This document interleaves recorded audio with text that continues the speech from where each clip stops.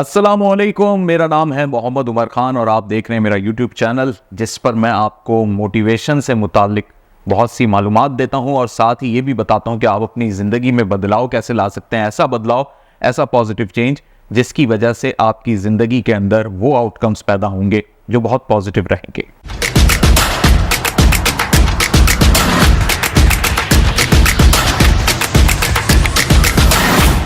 जिंदगी में आपके बड़े इश्यूज आएंगे और आ रहे होंगे और बहुत सारे इश्यूज ऐसे आ गए होंगे जो खत्म ही नहीं हो रहे होंगे और वो चलते ही चले जा रहे हैं। अब आपने सिर्फ ये देखना है कि कौन से इश्यूज बड़े हैं, कौन से इश्यूज छोटे हैं। जो बड़े इश्यूज हैं उनको फिलहाल आप किसी कबर्ड में बंद कर दें, जब वक्त आएगा तब उन पर गौर कीजिएगा। अभी जो छोटे इश्यूज हैं जो बार बार डिस्टर्ब कर रहे हैं, जो छोटे मोटे झगड़े हैं, इनको नज़रअंदाज करना शुरू करें। ये हुनर अगर आपने सीख लिया कि छोटे छोटे इश्यूज को आप नज़रअंदाज करेंगे तो आपकी चाहे प्रोफेशनल लाइफ हो, पर्सनल लाइफ हो, डोमेस्टिक लाइफ हो, कोई भी ज़िंदगी हो, आप ज़िंदगी के किसी भी हिस्से में हो, आप बहुत अच्छी ज़िंदगी गुजार लेंगे। आप बड़े सब्र के साथ ज़िंदगी गुजार लेंगे। सिर्फ छोटे इश्यूज़ को आपने क्या करना है कि आपने उन्हें नज़रअंदाज करना है। अभी छोटे इश्यूज़ क्या हैं? छोटे इश्यूज़ ये हैं कि आपने अपनी ज़िंदगी के अंदर करियर में अपनी शुरुआत करने के बाद आप बड़े एक्सपेक्टेशंस अपने आप से जोड़ ली, आपने अपनी फील्ड से जोड़ ली, आपने सोचा मैं यहाँ पहुँच जाऊँगा, आप नहीं पहुँच पाए। और जब आप कैलकुलेट कर रहे हैं आज की तारीख में बैठ के कि 5 साल गुजर गए, 5 साल में मैंने क्या अचीव किया, क्या नुकसान किया, वहीं के वहीं खड़े,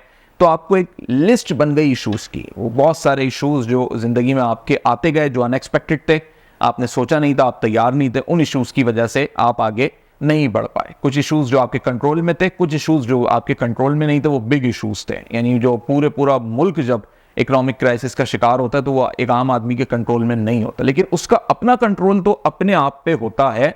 लिहाजा वो अपने लिए नए एवेन्यूज तलाश करता है उसमें, लेकिन वो इसलिए नहीं कर पाता एक आम आदमी उसमें तलाश अपने लिए नए एवेन्यूज, क्योंकि उसके जो स्मॉल इशूज हैं वो उसको उलझा के रखते हैं। अभी जो स्मॉल इशूज हैं उससे वो बंदा कैसे निकले और किस तरह फोकस रखे अपने आप को, कैसे अपने लिए नए रास्ते हमवार करे, और सबसे इंपॉर्टेंट बात ये कि अपने लिए मुस्तकबिल को वो कैसे अच्छा होता हुआ देखे। तो इसमें सबसे इंपॉर्टेंट फैक्टर ये आ जाता है कि बिग इश्यूज की आपको पहले आइडेंटिफिकेशन होनी चाहिए। कौन से इश्यूज आपकी ज़िंदगी में ऐसे हैं जो आपकी ज़िंदगी को बराह रास्त मुतासर कर रहे हैं, उनसे तो आपने निमटना है और उनको तो ख़त्म करना है, उन इश्यूज़ को। ये बहुत ज़रूरी है। आप चाहे छुट्टी लें अपने दफ्तर से, आप अपनी एकेडमिक लाइफ में गैप दें, सेमेस्टर ब्रेक करें, जो करना है, लेकिन आपने अपने बिग इश्यूज़ रिजॉल्व करना है। ये हेल्थ के इश्यूज़ हो सकते हैं, ये बड़े ऐसे इश्यूज हो सकते हैं जिसमें आप बराह रास्त मुतासर हो। दूसरे जो स्मॉल इश्यूज हैं, ये स्मॉल इश्यूज हो सकते हैं कि किसी ने आपके लिए चैलेंज क्रिएट कर दिया है, हर्डल्स हो गए हैं, 10 मसले हो गए हैं। पहले जब आपने सोचा था कि ये नौकरी लग जाएगी तो मैं पब्लिक ट्रांसपोर्ट से जाऊंगा, और वो पब्लिक ट्रांसपोर्ट ही बंद हो गई। अब आप कह रहे हैं नौकरी तो लग गई, आमदनी तो मेरी इतनी है, मेरी कैलकुलेशन ही आउट हो गई और अब तो मेरा बड़ा मुश्किल हो गया गुजारा। आपने सोचा था मेरी इंटर्नशिप खत्म हो जाएगी, इंटर्नशिप आपकी खत्म नहीं हो रही।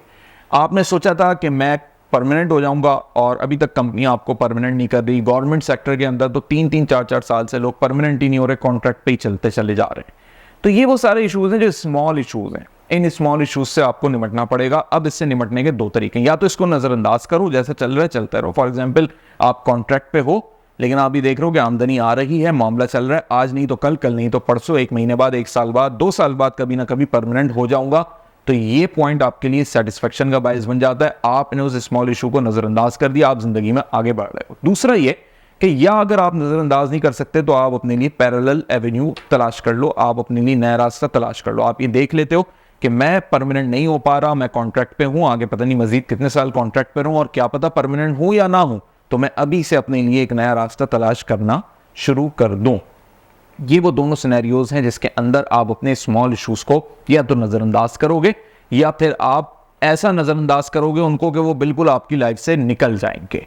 तो अब आपको अपने इश्यूज देखने, आपको अपनी लाइफ में, चाहे आपकी एकेडमिक लाइफ हो, आपकी प्रोफेशनल लाइफ हो, कोई भी लाइफ आप जी रहे हैं, उसमें आपके जो छोटे बड़े इश्यूज आ रहे हैं जो बराह रास्त मुतासर कर रहे हैं, उनको तो प्रायोरिटी पे हल करना है। जो छोटे इश्यूज हैं उनको नज़रअंदाज करना है, आगे बढ़ना है, तलाश करने नए रास्ते। नहीं तलाश हो रहे तो इतना ज़रूर नज़रअंदाज करें कि वो स्मॉल इश्यूज आपके लिए हर्डल्स नहीं बने, आपके लिए जहनी दबाव का आप शिकार ना हो, आप स्ट्रेस का शिकार ना हो, आप किसी भी तरीके से ऐसी सिचुएशन का शिकार ना हो जिसकी वजह से आप मजीद मुश्किल में आ जाएं। तो अब करना आपने सिर्फ ये है कि इन इश्यूज़ को आइडेंटिफाई करना है। अगर आपको इश्यूज़ नहीं समझ में आ रहे तो इन इश्यूज़ को समझने के लिए आपको किसी के साथ बैठ के डिस्कशन करनी पड़ेगी, बताना पड़ेगा मैं ये चीज़ फेस कर रहा हूँ, ये मुश्किल आ रही है, ऐसा लग रहा है क्या ये वाकई इशू है या मैं ज़्यादा इस चीज़ को फेस कर रहा हूँ। तो दूसरे लोगों की जो सेकंड ओपिनियन इसमें आना शुरू होंगे, उससे आपको आइडेंटिफिकेशन में आसानी होगी। लिहाजा अपनी ज़िंदगी के स्मॉल इश्यूज़ को आइडेंटिफाई करें, या तो उन्हें इग्नोर करें या फिर उनके लिए कोई ऐसा पैरेलल वे निकाल दें।